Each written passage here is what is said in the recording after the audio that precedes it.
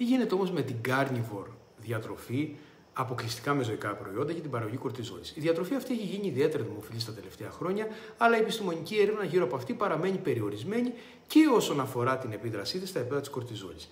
Τι γνωρίζουμε μέχρι σήμερα? Υπάρχουν κάποιες έμεσες ενδείξεις από μελέτες.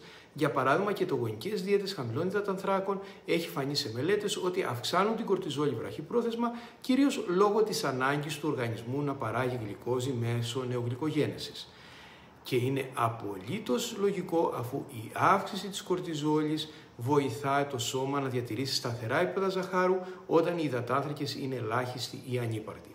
Κάποιοι άτομα που κάνουν αυστηρή carnivore ή κετογονική δίαιτα χωρίς επαρκή πρόληψη θερμίδων και λίπους βρίσκονται σε ενεργειακό στρες και εκεί έχει παρατηρηθεί υψηλότερη STH και κορτιζόλη. Αυτό επίσης μοιάζει με φυσιολογική απόκριση του οργανισμού σε λειτουργική νηστεία.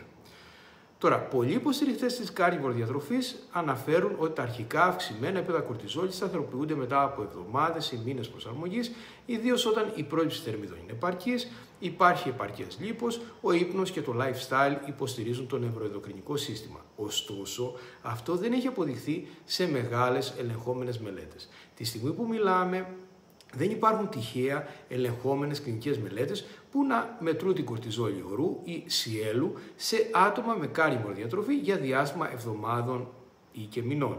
Και ασφαλώς δεν υπάρχει ακόμα long-term data για επιδράσεις στον άξονα υποθάλαμος, υπόφυση, επινεφρίδια.